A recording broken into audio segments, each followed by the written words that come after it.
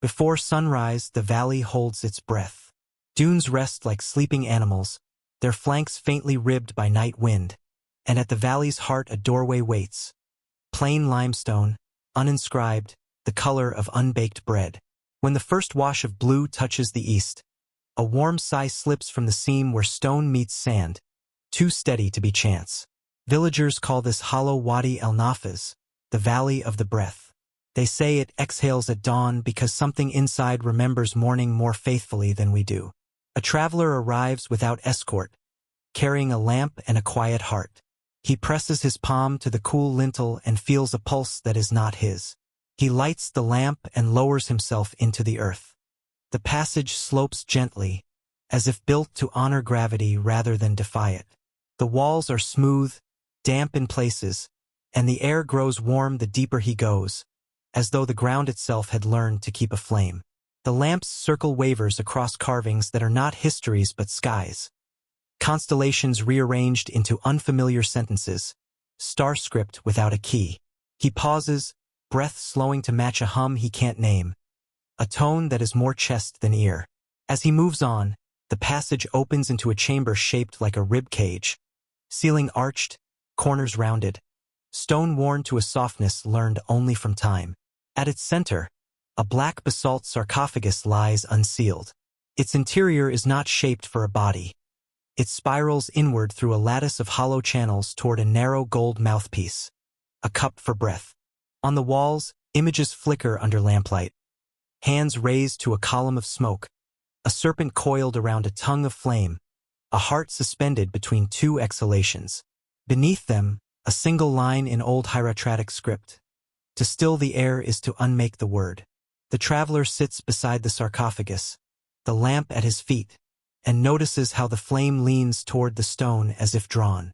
He has read fragments about the keepers of the breath, a brotherhood who guarded syllables used at the first speaking of the world, sounds that should never be pronounced whole.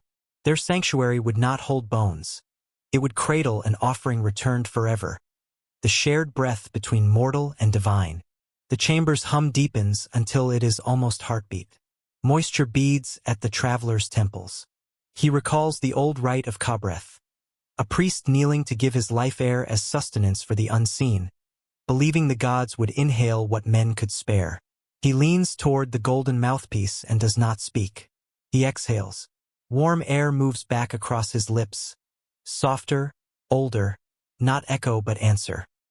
He tries again, gently, until breath and stone trade warmth without need of words.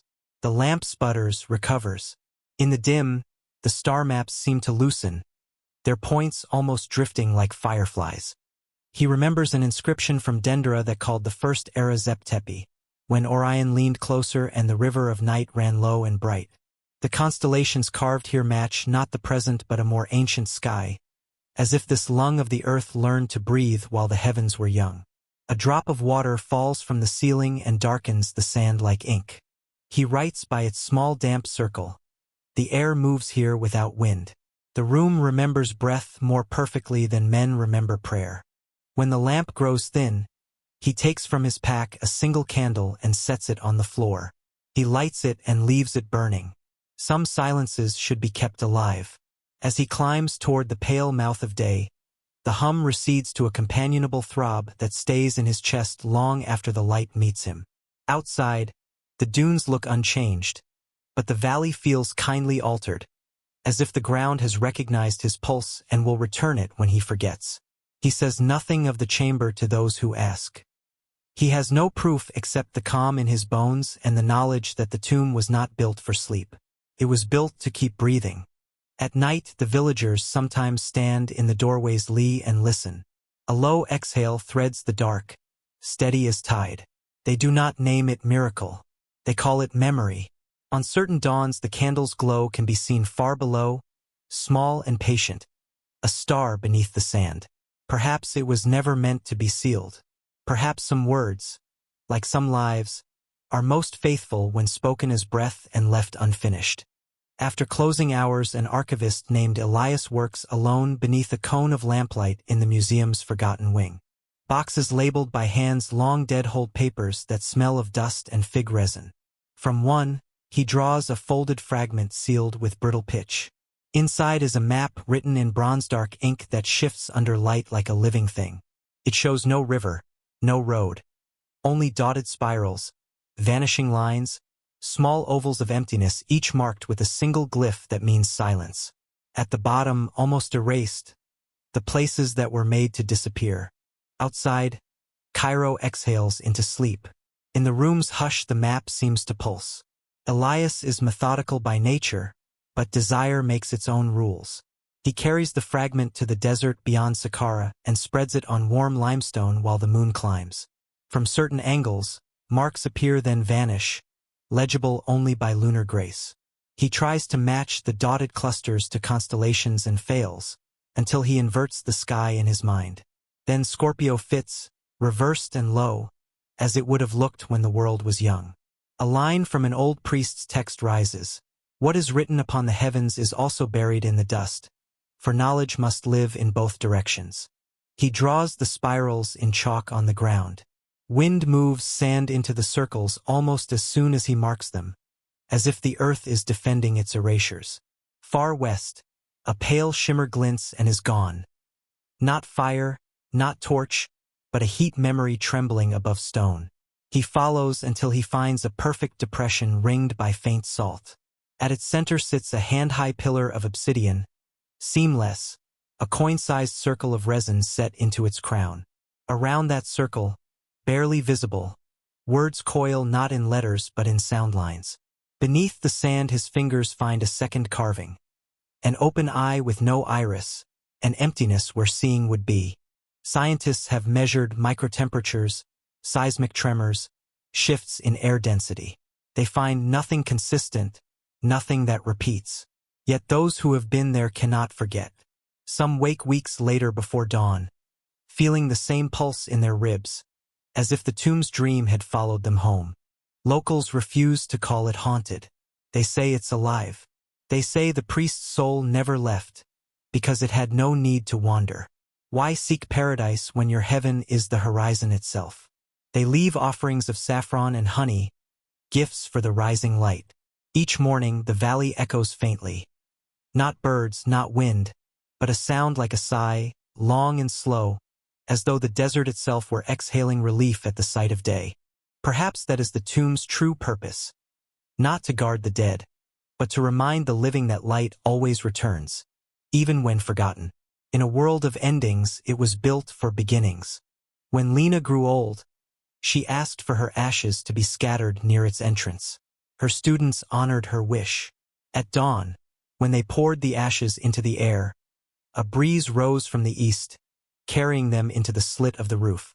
For one brief instant, the circle of light inside the tomb blazed brighter than ever recorded, flooding the chamber like gold water. Then it faded back to calm. Now, every morning, a soft warmth fills that hollow. Some say it's sunlight, some say it's her. But those who have stood within swear they hear it, the faintest murmur, halfway between waking and sleep, like the whisper of a dream choosing to continue. Perhaps the tomb still dreams of dawn. Perhaps it always will. And maybe, when the final night of the world falls silent, it will be the first to stir again. Its walls breathing, its paintings glowing, waiting patiently for light to remember the way home. At the edge of the western desert, where the dunes begin to blur into horizon and every grain of sand carries the memory of sun, there walks a solitary man. No one knows his name. The villagers call him Hafiz al-Nafaz, the keeper of the breath. He appears at twilight, moving slowly across the golden plain with a small satchel and a reed staff polished by years of touch. His robe, the color of unbaked clay, drifts with each step like a continuation of the wind. When he passes, even the air seems to hesitate, as though remembering its own stillness. No one has ever seen him arrive. He simply is, emerging from the folds of distance, crossing the valley in silence, his eyes half closed as if listening to something far beneath the surface of sound. The children whisper that he gathers lost sighs. The elders believe he is older than memory itself, a wandering custodian of breaths forgotten by those who once lived here. They say he was born in a storm that buried a caravan and that the desert, pitying his first cry, learned to inhale softly so he could survive. Since then, he has repaid the favor, collecting the breaths that history let scatter. He carries no water, no map, only a clay vessel sealed with linen. Some nights, when the wind grows still, he kneels in the sand, digs with his hands until he finds a thin pocket of cool air, and lowers the vessel into it. Then he listens, truly listens, his ear pressed close to the earth. Sometimes he smiles faintly, sometimes he weeps, though no one knows why. At dawn he seals the lid again and continues walking, as if tracing an invisible circuit between what once was and what still lingers. Legends follow him like shadows. One tells of a time he entered the ruins of a forgotten city swallowed by dunes.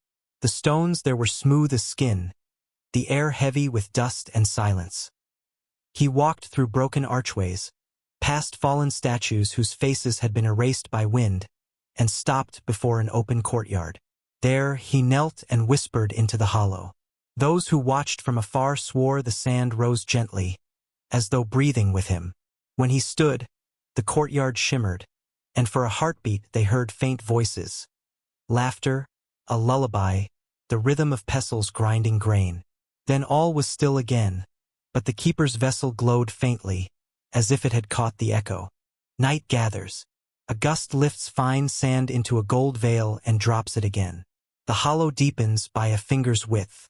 From below comes a sigh, not wind, not quake, a patient exhale. Elias touches the obsidian and feels warmth that cannot belong to rock in night air. He understands then that the map was not drawn to help travelers arrive. It was drawn to help silences remain. In another tale, a woman dying of fever saw him standing by her bed. He placed a hand over her chest, and she said she felt the air move not outward, but inward, as if the world itself inhaled her pain. The next morning she lived, and he was gone. Whether myth or mercy, no one knows. He never speaks, but once, many years ago, a scribe who claimed to have followed him for days recorded a single line. The desert does not keep the dead, it keeps their breathing. That scribe vanished after publishing the account, his manuscript ending mid-sentence, as though breath had carried him elsewhere too. Scientists once tried to find the keeper. Satellite images showed nothing. Thermal scans revealed no trace of life on his routes. Yet nomads continued to report glimpses. A man moving through the heat shimmer, pausing at invisible points, always alone, always unhurried. The air around him, they said, seemed different, heavier but kind. Animals approached without fear. Birds landed near his feet and rose only when he began to walk again. One anthropologist theorized he was a remnant of some ancient sect, a last practitioner of forgotten rites meant to preserve the ka, the life breath. In old Egyptian belief, to breathe was to pray. Every exhale was an offering, every inhale a renewal of the pact between body and eternity. The priests of Heliopolis taught that the gods themselves breathed creation into being and that the world would end not with fire or flood, but with silence, the moment the last breath went unremembered. Perhaps the keeper walks to prevent that moment. Perhaps his vessel holds the faintest traces of all who have lived, the sighs of laborers beneath pyramids, the laughter of children lost to time, the dying gasps of kings and wanderers alike. Perhaps he carries them not as relics, but as reminders that life itself is one long exhalation shared across centuries. One winter evening, near the cliffs of Abydos, a sandstorm rose without warning. It rolled across the valley like a living wall, swallowing sky and horizon in a roar of dust. When the storm cleared, travelers found the keeper kneeling at the base of a mound, his vessel cracked open beside him. Inside was nothing but wind. Yet the air trembled, alive, as though thousands of unseen lungs had drawn one collective breath. The travelers fell to their knees, overcome by calm so vast it silenced thought. When they looked again, the keeper was gone, leaving only his footprints, half buried, half moving, pointing toward the horizon. That night the wind did not howl. It whispered. Entire dunes shifted softly, like sleepers turning in their rest. In villages miles away, people woke in the dark, certain they had heard someone exhale beside them. Children said their dreams smelled of myrrh and warm rain. Even the wells seemed to sigh as the wind passed over them. The desert had learned to breathe again. To this day, nomads leave small clay jars near caravan routes, sealed with cloth and inscribed with names of loved ones. They say the keeper finds them, opens them at dawn, and lets the air inside join the greater breath. When wind moves gently across the dunes at first light, it is said to be the sound of those freed sighs, mingling, wandering, alive once more. No one knows if he still walks. Some say he ascended beyond the horizon. His body dissolved into the very air he guarded. Others claim he appears whenever silence grows too heavy, whenever the world forgets to breathe. Perhaps he never existed at all, and the legend is simply what the desert tells itself to remember that it, too, is alive. But sometimes, when the night is utterly still and the moon hangs low, travelers hear footsteps where no one walks, and a faint sound, not song, not wind, moves through the dunes, steady, kind, eternal. If you ever find yourself there, do not speak. Do not move. Just breathe. For that sound, that small, infinite rhythm beneath the stars, may be the keeper passing by, collecting what time leaves behind. Your breath among them, folded gently into his endless jar of remembering. He returns to the city and begins to compare the fragment with old cadastral lists, temple catalogs, Roman military surveys. Each void corresponds to a place erased, oases omitted from later records, sanctuaries dismantled by decree, villages whose foundations refuse to be found. One sits near the bent pyramid's abandoned chambers, another where a late funerary text names Tassi Kamri, the field where light could not rest. He writes, "The map records not land but forgetting." Each blank marks an act by which knowledge was lowered into the ground and taught to keep still. And when he is gone, the desert will exhale once more, soft, patient, grateful, carrying your breath across eternity, to where all forgotten sighs finally rest together, in peace. Then the impossible occurs. Night after night the map alters. Spirals thicken or thin. A mark fades and returns elsewhere. Photographs fail. Plates turn black.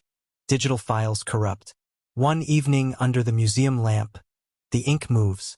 It warms under his fingers and breathes, or seems to. He falls into a shallow dream with eyes open. Corridors veiled in dust, doorways sealed with sound. The same obsidian sinking slowly, faithfully.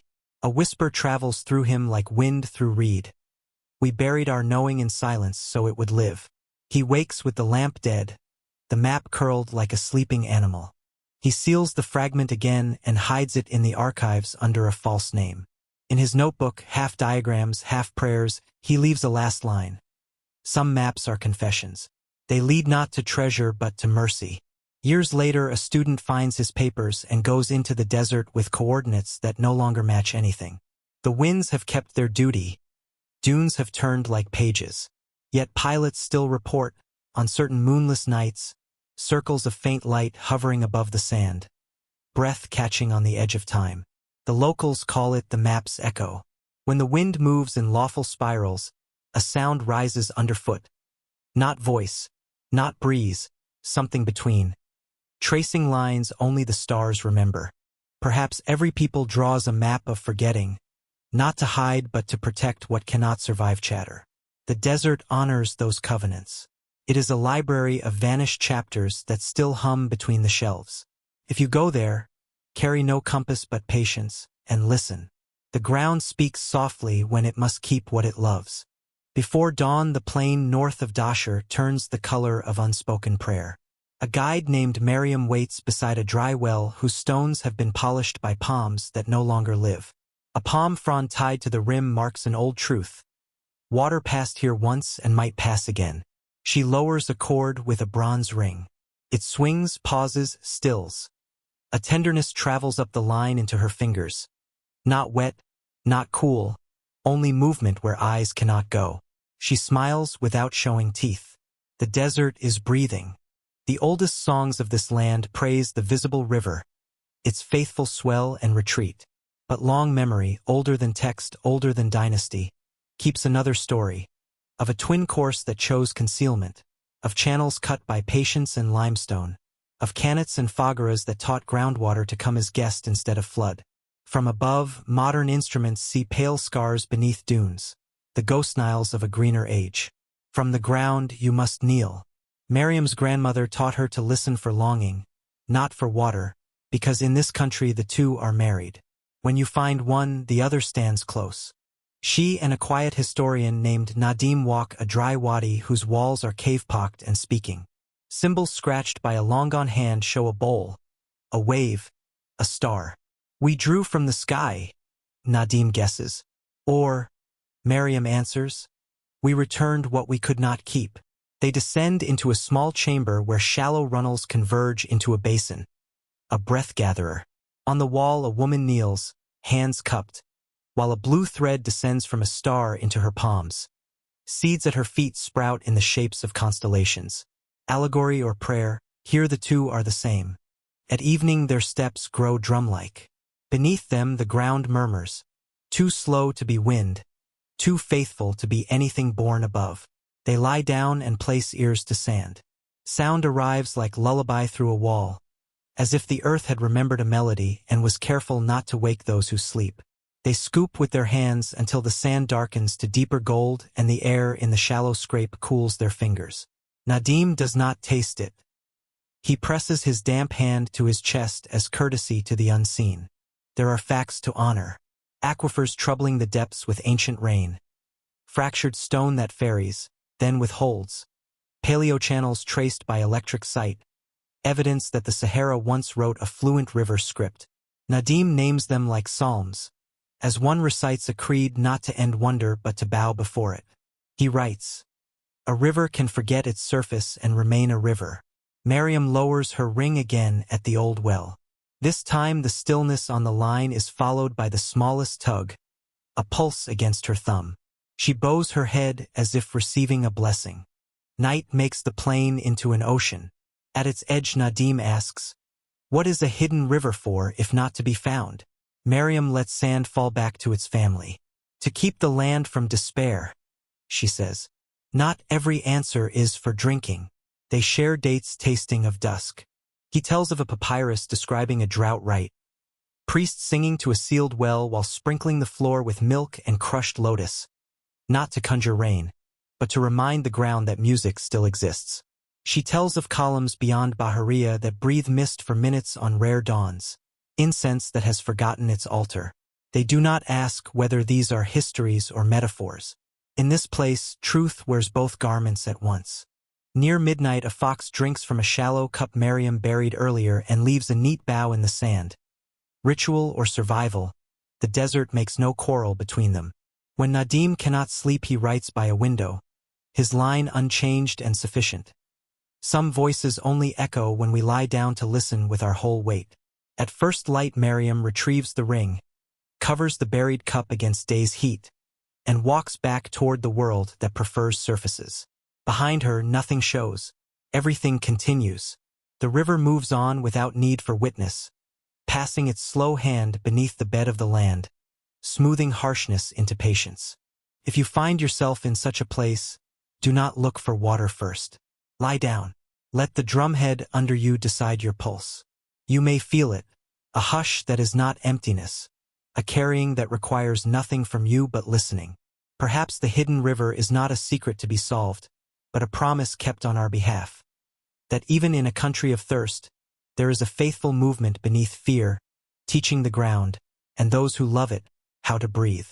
On certain nights, the roof of the Dendra temple remembers a man who never used his voice when the sun was awake. The others called him the listener. He climbed the northern stair with an oil lamp shielded in bronze, extinguished it at the top, and lay on still-warming limestone with his arms open and his breath slowed to meet the sky. He'd been trained to hear, not to speak, to let silence teach him where sound begins. The heavens answered in the only language they keep, the low vibration that lives in bone more easily than in ear. He wrote in a scroll now brittle as insect wing. Each star is a note in the chord of being. To hear them together is to remember the first silence before sound. Beneath the floor of his cell, carved circles ripple from a single point. Centuries later, acousticians stood there and found the stone willing to ring at 110 hertz, the same pitch some monastic choirs sustain to soften thought. The Dendera zodiac the world loves to debate is less a calendar than an ear. Its positions mirror not only visible stars but intervals that match long radio bursts from emptiness. A coincidence, or a reminder that faith and frequency once shared a room? The listener hummed the constellations to himself until memory turned them into prayer. Sirius bright and clear, Orion low and mournful, Pleiades a thin tremble like the shadow of wings. When a comet cut the sky, the priests below spoke of omen. He heard instead a single tone, long, pure, unbroken, and understood that the heavens warn nothing. They remember. From that night he ceased speech entirely, not as vow but courtesy, so as not to interrupt. He lay each dusk beneath the moving hymn and woke often at the edge of dawn, heart and stars in the same slow rhythm. He died without scandal. Crops in the nearby fields ripened oddly early that year, and those who carried his body through the temple felt warmth cling to the air as if his silence had been flammable. In the small dust that remained when modern hands opened his chamber, a bronze disc lay waiting beside a clay tablet incised with waves. When those marks were translated into tone, a low hum filled the room and gentled the breath of those present. The report stayed unpublished. One scientist returned alone, sat in the dark, and let the chamber play him like a string. Dendera endures tour buses and noon heat. Yet sometimes, when the wind allows, a steady note lifts above the roof and makes the chest quiver, as if creation were still happening at the edge of hearing. If you find such a night, lie back where he lay. Let your breath fall into the skies. The stars will not speak. They will do what they have always done. Remember you until you are quiet enough to remember them. A small door behind a fallen lintel opened to air that was not stale but warm, as if kept. Inside, words refused completion. Hieroglyphs began and stopped mid-curve. Prayers ran out of themselves. Chisels froze in stone like birds caught between beats. Every line started the same way: to name is to awaken, and then receded before the name could bind. The sect who carved these walls is remembered, if at all, as the order of the unspoken. They studied the language said to have built the world and believed mercy required leaving divinity unclosed. Their master taught his students to end every sacred word with breath rather than a line. The air would finish what could not be rightly finished by hand. Centuries buried the chamber's intention. When it reopened, those who entered found edges softened as though by mouth warmth, optics fogging where no moisture should be. One night a young epigrapher named Karim stayed behind. He traced the beginnings of a name with his finger and whispered only the part the stone had kept. The room answered not with echo but with nearness. The lantern trembled. The wall behind his shoulders grew living. He wrote until dawn, lines that would later read like prayer and diagnosis together. Names are doors. Some open inward. He resigned the next day and left the dig to its measurements. Years later, a historian noticed the unfinished words, read in sequence, fell naturally into the meter of a Coptic lullaby used at last bedsides. A hymn not for returning to life but for consenting to rest. Perhaps, she wrote, they were not naming gods but teaching themselves to unname. Visitors to the chamber report calm that cannot be accounted for by temperature or faith. Breathing slows, thought loosens its jaw. On certain nights a long exhale seems to lift from the rock and settle again, like a word choosing not to be. Nothing is recorded. It would be incorrect to trap what is trying to remain free.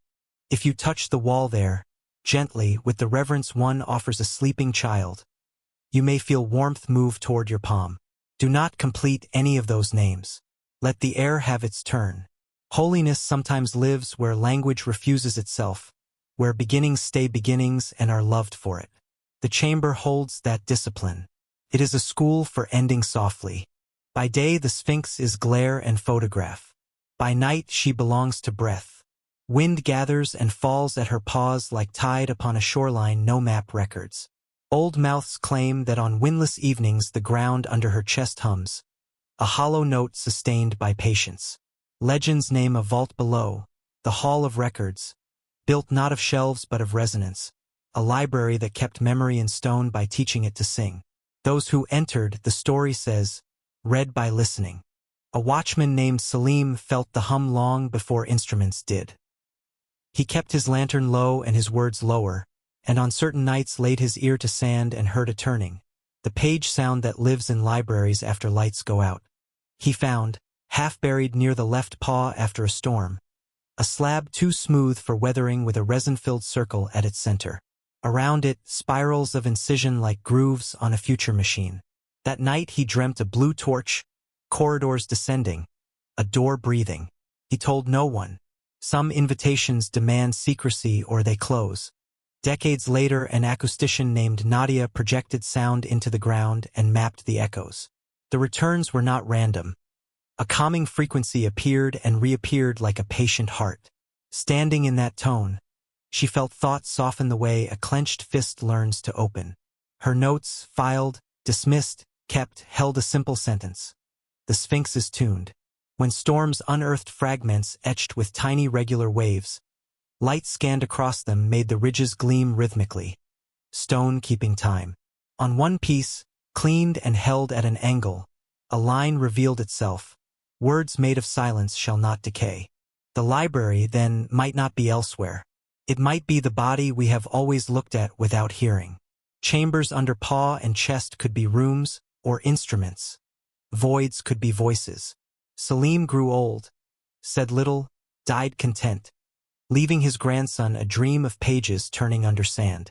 Years later the boy, now a man sweeping floodlit steps, switched off the power during a sandhaze evening and heard 3 notes rising and falling from below, like a flute teaching itself a sigh. He whispered the words his grandfather once did. She is still alive, and the hum folded back into stillness as if satisfied. Surveys continue to argue with themselves. Voids are mapped. Meanings are contested. Caution stays wise. Yet the plateau keeps its small obediences. On clear nights, the ground offers a low music that asks nothing but presence. If you stand near the left paw and hold your breath long enough to forget counting, you may feel it, a vibration like being remembered by stone. Perhaps the hall of records is already open and always was. Perhaps the archive we long for is the world's own habit of humming to itself, keeping our sayings as rhythms long after our inks have turned to sleep. If one day such a library opens to light, it will not do so with spectacle. It will open the way dawn does, by deepening what was already there, by carrying a note from below into the air above until breath and ground agree. There is a place in Abydos where the sand never wins. The dunes shift, the stones crumble, but one temple remains awake. Not preserved by hands, but by something more tender, more deliberate, as though the earth itself has chosen to remember it. The locals call it Al-Masjid al-Na'im, the sleeping temple, though no one believes it truly sleeps. Its walls glisten with dew even in drought, and each dawn, the faint scent of lotus rises from cracks in the floor where no water has touched in centuries. Scholars have measured, mapped, and analyzed it, yet none can explain why its paint remains bright while others fade, why its carvings hum faintly when the wind passes, or why moss grows between its stones though the nearest river is miles away. They say it breathes softly, slowly, like a living thing. Long before it was rediscovered, shepherds told stories of lights that moved within its colonnades, of whispers under moonlight, of footsteps where no one walked. The first archaeologists who entered found offerings laid fresh upon the altar, petals, oil, milk, though the nearest village lay 2 days away. No footprints led in or out. Inside, the air felt different, thick but kind, holding the cool of a subterranean stream. And on one wall, barely visible in shadow, an inscription read, "Life does not end. It simply changes its room." At first they believed the temple had been devoted to Osiris, the god of death and renewal, but as they read further, they found something unusual. The reliefs showed no funerary scenes, no mummified kings, no rivers of judgment. Instead, the carvings depicted the daily life of priests and farmers. Men tending fields, women grinding grain, children lighting lamps. The gods stood among them not as rulers but as neighbors, hands resting gently on human shoulders. One scholar wrote that the temple seemed to honor not divinity itself, but the quiet endurance of living, the sacred in the ordinary. As days passed, strange phenomena occurred. Instruments left overnight were covered in thin condensation each morning, as though the building exhaled moisture. Seeds placed in its shadow sprouted days earlier than those outside. A researcher sitting alone at noon reported hearing faint chanting. Not words, but harmonics rising and falling with the wind. He swore he felt a pulse in the floor, slow and patient, like the heartbeat of the world. Among the villagers, it was said the temple had refused to die. When the desert tried to bury it, the stones grew warm and pushed the sand away. When invaders came to dismantle its columns for limestone, they found their tools blunted and their camels restless. Even centuries later, when explorers camped nearby, they spoke of dreams that led them inside. Always the same vision. A doorway bathed in soft green light and a voice whispering, "Remember what endures." One night, a caretaker named Yusuf stayed behind after dusk. The others had gone, their lanterns fading down the hill. He sat by the central statue, its face eroded but still graceful, and whispered the evening prayer. Midway through, a faint warmth rose from the floor, brushing against his hands. The torches flickered blue, and the stone behind the altar gave a soft sound, like a sigh released after long silence. The carvings on the wall seemed to shimmer, and for an instant, he thought he saw figures moving: builders, priests, women carrying baskets of grain. They looked neither alive nor ghostly, only peaceful, continuing their work as if time had simply forgotten to stop them. The warmth grew gentle, surrounding him, and he realized it was not haunting but memory, the place remembering itself alive. He left at dawn, his face damp, his eyes calm. When he told the scholars, they smiled politely, but one of them, a woman named Layla, went to the temple alone that night to see. She stayed there until morning and never spoke of what she saw. Her notebook, found years later, contained only one line written in a trembling hand: "Stone remembers joy."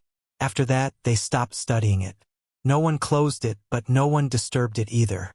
Travelers still visit, leaving small offerings: a coin, a flower, a drop of water poured into a crack in the floor.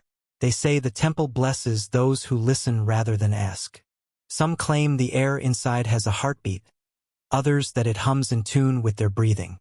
Scientists dismiss it as seismic vibration, thermal shift, humidity trapped in stone. But those who have stood in its quiet agree it feels alive. Perhaps it was built on sacred ground, or perhaps devotion itself can change matter, can teach rock to retain warmth, can teach silence to echo kindness. Whatever its secret, the temple has endured everything: war, wind, neglect, and still its walls shine like dawn over wet clay. Even the lizards that crawl across its surface move gently, as though aware they are crossing something holy. At sunset, when the light falls amber through its broken roof, the air glows as if filled with dust from another time. It feels like standing inside the memory of sunrise. If you listen then, in that hour between heat and night, you may hear what the locals call the breath of the stones. A soft rhythm pulsing just below hearing. It sounds like a lullaby hummed through centuries, like the earth itself remembering the voices that built it. And you may understand what Yusuf once said, before his death: "It was never abandoned. We are the ones who left." Perhaps that is why the temple will not crumble. Not because of gods, but because of remembrance, because every prayer, every step, every silence offered within its walls has soaked into the stone and made it unwilling to forget. It endures not through magic, but through love. Some say that when the final temple on earth falls, this one will remain, not as ruin, but as heartbeat, pulsing quietly beneath the sand until the world is ready to listen again. And if you ever stand there at dusk, when the air grows golden and the first star appears above the roofless sky, close your eyes. Feel the warmth beneath your feet. The temple still breathes. The silence is not empty. It is simply resting, waiting, as all living things do, for the next dawn to arrive. At the edge of Memphis, where the desert meets the river's last patience, workers once uncovered a shallow pit lined with limestone. Inside lay flutes of bone, fragments of lyres, and bowls blackened by old incense. Nothing else, no body, no offering, only instruments that had slept together for 4,000 years. The air above the pit shimmered with quiet, as though sound itself had paused to listen. When the archaeologists touched one of the flutes, a thread of dust lifted and drifted upward like smoke from a note that had been waiting too long. They said it was only air, but the locals whispered that the gods had finally sighed. The scrolls of the Old Kingdom spoke of festivals where no human audience was allowed, rites held in darkness for the sleepers beneath earth. Music was the bridge, vibration the prayer. The priests would descend into caverns with torches covered in blue glass so the flames would not offend the unseen. There they would play to the statues until dawn, believing that tone, not language, fed the divine. It was said that if a single note was played imperfectly, the earth would remember the dissonance and echo it for centuries as drought or silence. When the pit was found, a scholar named Hanan studied the instruments. The bone flute still carried faint traces of gold dust within its finger holes. The lyre strings, though vanished, had left grooves that sang softly when wind passed through them. One night she brought the flute to her tent and, against every rule, tried to play. The first breath produced nothing but a hollow sigh, but on the second, a faint tone emerged, low, aching, like water turning in sleep. The candlelight trembled. Her heart slowed. For a moment she felt watched, not by eyes, but by attention itself. She stopped, yet the note lingered, humming in the tent poles, vibrating her ribs. When it faded, she realized tears had filled her eyes without sadness. Over the following days she recorded the pit's dimensions, but every time she approached it the wind rose, carrying tones that blended with her breath. The instruments were buried again for protection, but their memory remained in her ears. She began to dream of corridors of stone where each step struck a different pitch, the floor itself tuned like an organ. In the dream she walked until the tones aligned into harmony, and then all sound dissolved into light. Later, scientists used resonance imaging on the site. They found that the chamber's proportions produced an exact frequency of 432 Hz, the same tone modern musicians sometimes call the natural tuning, the one said to calm the heart. Perhaps coincidence, perhaps design. The ancients might not have counted vibrations, yet they knew how to carve stillness into sound. Visitors today say the pit is ordinary, a hollow in rock.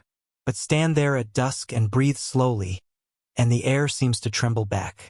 Not with melody, more like memory learning to hum again. The desert accepts no applause.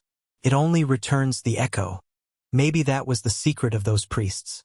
To play until their own pulse matched the rhythm of creation, then stop before pride could break the chord. The gods did not need worship. They needed quiet company.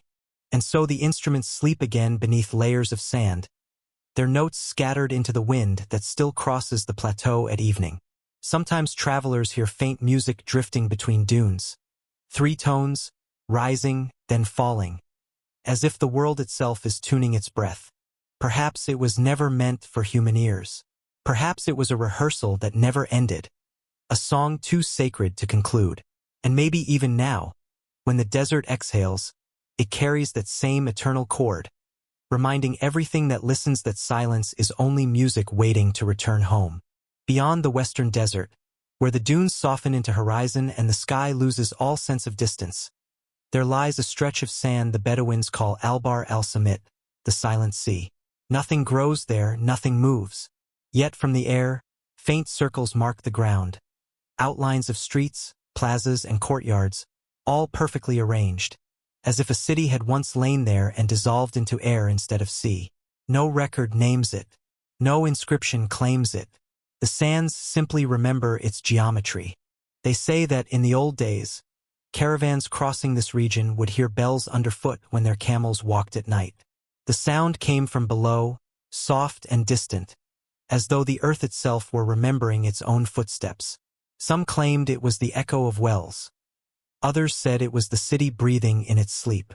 When the French expedition of 1922 mapped the dunes by moonlight, one man, an engineer named René Durand, wrote in his diary, "We camped where the wind had drawn waves into the sand. At dusk, I saw roofs beneath us, just for a moment, before the light changed. Then they were gone. Yet the silence that followed felt shaped, like a sound that had walls. He died 2 weeks later, fevered, delirious, whispering in Arabic though he never learned the language. The city that drowned in air. Years later, ground surveys confirmed something uncanny. Beneath those dunes lay foundations carved from limestone, not eroded, not flooded, but crystallized, as though heat and pressure had melted stone into glass. There were remnants of doorways sealed mid-motion, walls fused with sand, streets ending in nothing. No waterline, no ash, no mark of ruin, just a frozen shimmer, like a mirage caught in stone. Archaeologists called it a mystery. The elders called it justice. They told of a people who tried to silence the wind. The legend says they built towers taller than temples, designed to still the air and keep the desert calm forever. For a while it worked. No storms, no drift, just endless stillness. But the gods of the wind grew lonely. They came in the night, not with rain or sand, but with absence. The next morning the city was gone, lifted, they say, into the air and turned to silence. In the late 1960s, a young Egyptian geologist named Farid Mahfouz visited the site during a mineral survey. He brought no tools but a notebook and a violin, an odd companion to desert work. At dusk, as the heat left the ground, he drew his bow softly across the strings, and the note carried far, disappearing into the dunes. Seconds later, he heard it return. Faint, delayed, the same pitch perfectly clear. He played another note. Again it came back. He marked each direction and realized the sound returned from beneath him, as if the sand itself had pockets of resonance, chambers that remembered music. He spent nights playing there, recording the echoes that rose. Later he noticed something strange. The echoes aligned into intervals, almost harmonic, as if structured. When he plotted them on a chart, they formed a shape identical to the city plan drawn from aerial surveys. Streets, squares, open courtyards, each singing a different tone. The city of silence had become a score. One day, he descended into a shallow depression where the sound was strongest. The sand was cool beneath his hands. As he pressed down, the surface trembled like thin metal. And then he heard it. Not his own music, but something older, lower, rising through the ground like breath through a reed. A hum, pulsing and calm, spreading outward until the air felt alive. He did not play again. He simply listened. The desert around him grew still. The stars sharpened. The hum deepened, turning almost human. Not a voice, but the suggestion of one. Words without vowels, tone without speech. He realized then the truth of the legend. The city had not drowned in water, it had drowned in its own silence. It had tried to quiet the wind, to still the voice of the world, and in doing so, it had been claimed by the very stillness it worshipped. Farid left the desert changed. He spoke little after that, lived by the river, and wrote one small book called The Ears of Sand. In it he said, "Every city leaves an echo. Some fade, some wait. The wind that passes over ruins carries language older than words. The silence we call extinction is sometimes only listening too deeply." Today, satellites still capture the faint trace of that city. Rings upon rings, like ripples left by a vanished stone.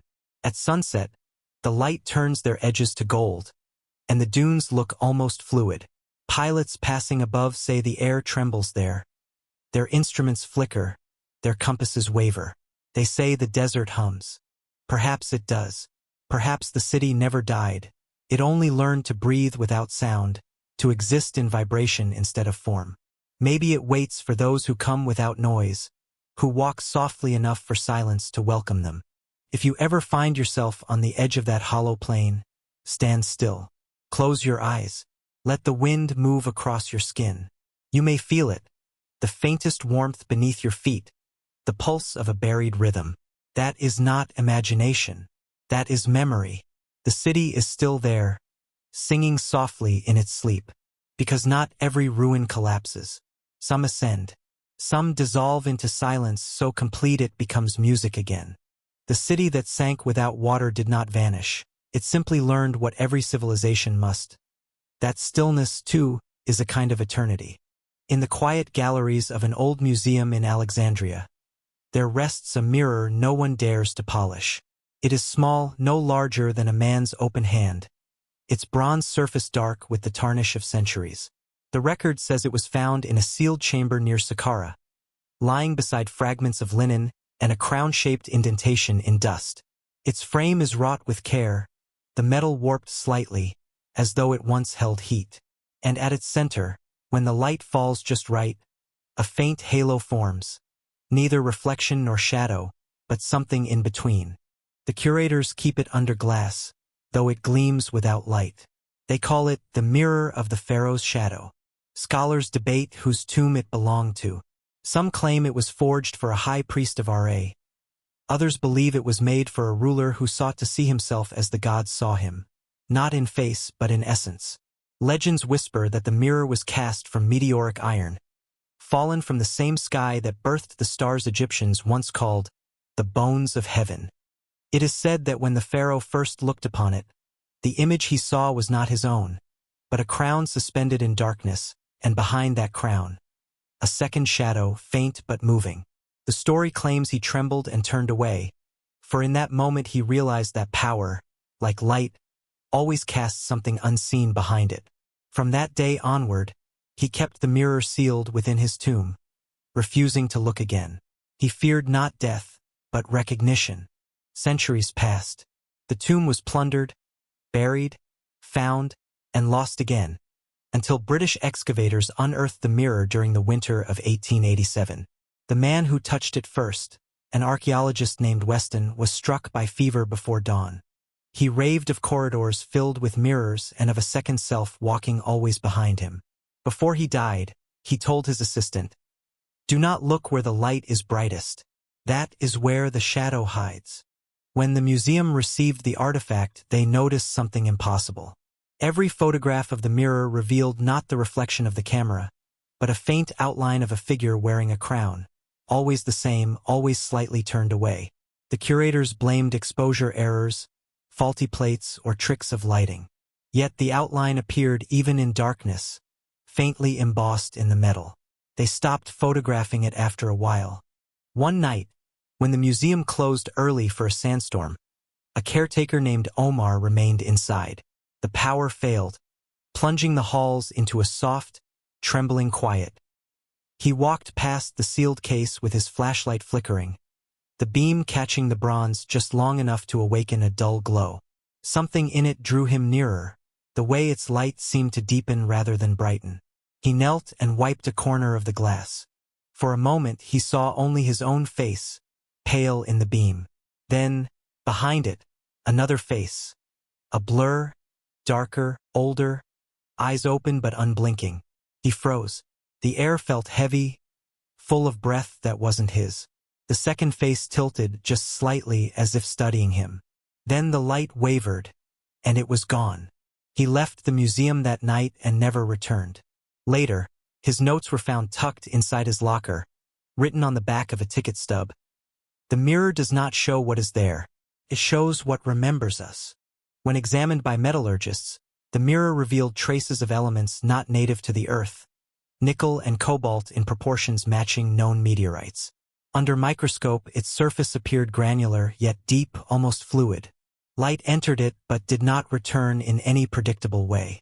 Some researchers suggested it was not a mirror at all, but a device designed to capture and hold reflections rather than project them. If that were true, what did it still contain? There's a theory whispered among Egyptologists, unwritten, passed only between those who have seen the mirror in person, that it was forged during an eclipse. The priests believed that when the sun hit its face, the border between shadow and soul thinned. To look into such a mirror then was to see not one's image, but one's echo, the part that never leaves, the residue of life that lingers like breath on glass.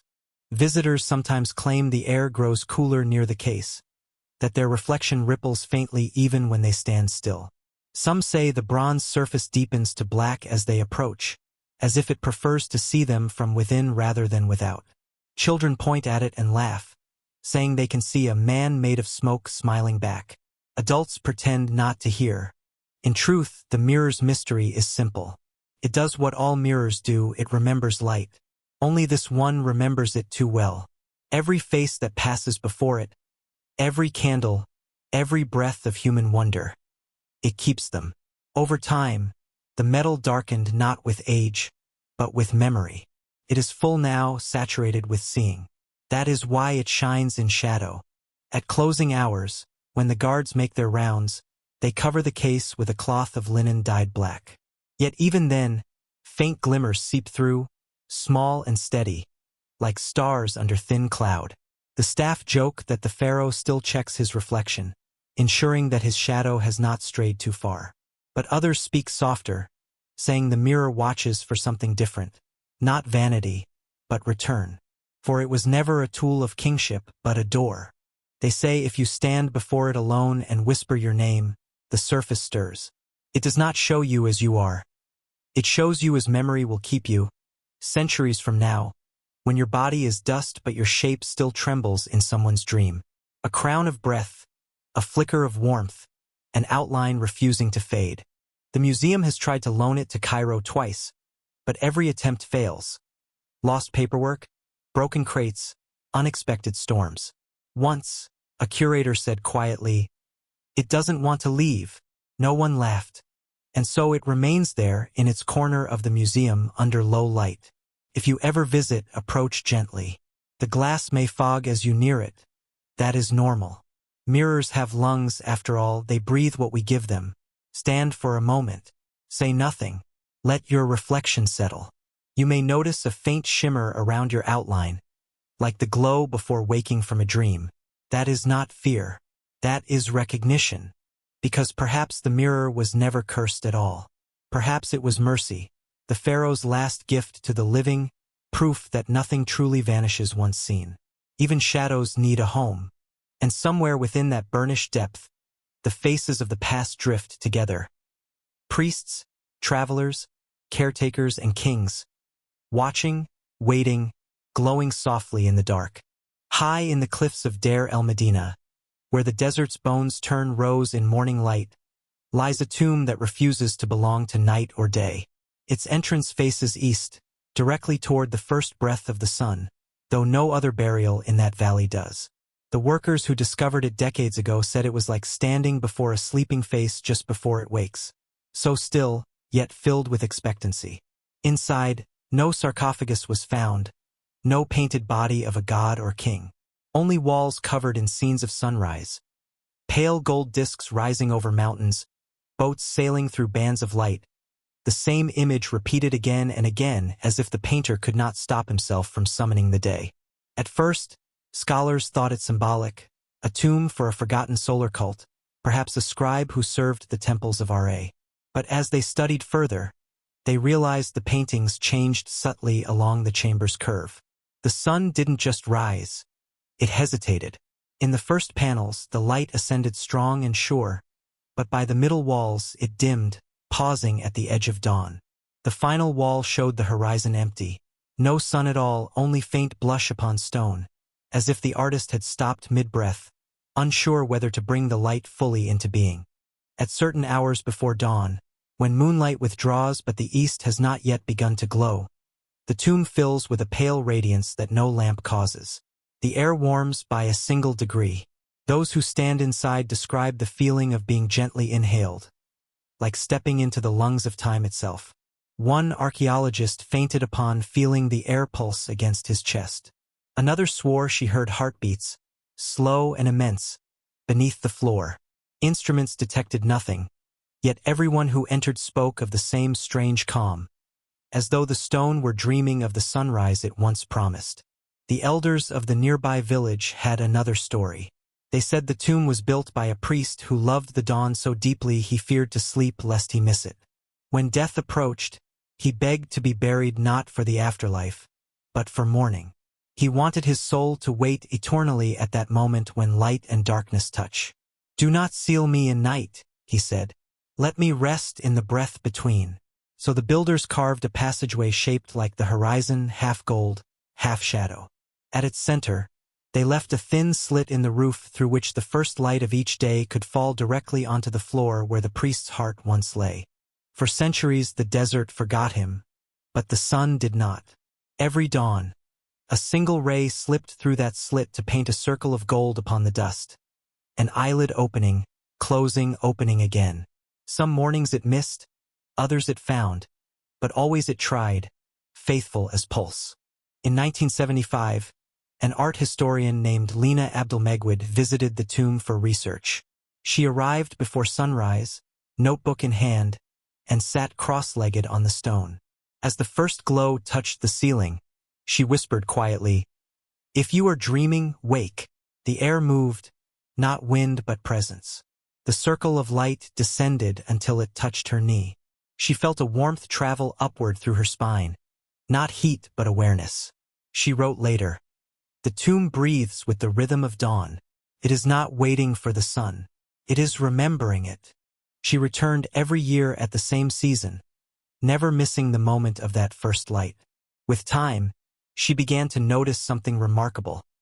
The colors on the wall seemed to renew. Pigments that had faded reappeared faintly after each year's illumination, as if the paintings were photosensitive in reverse, gaining life through light instead of losing it. Modern analysis confirmed traces of minerals responsive to solar exposure. But no one could explain how ancient artists had known such chemistry, or why only this tomb carried it. Lena once told her assistant, "They did not paint what they saw, they painted what the sun remembered." She meant it literally. Each stroke a record of radiance, captured so faithfully that it reawakens whenever dawn returns. There is one final chamber, small and square, at the tomb's rear. Its ceiling curves like a closed palm, and its floor slopes slightly upward, meeting the eastern wall. On that wall, there is only one image, a single eye, half open, carved with infinite tenderness. Below it, in hieratic script, the words, "Sleep gently until the sun finds you." Visitors today feel unease there. Not fear, but an intimacy too deep for comfort, as though standing inside someone's dream. When the first beam of sunlight reaches the chamber, the carved eye glows pale gold, and for a heartbeat, the room seems to breathe. Then the light passes, and all is still again.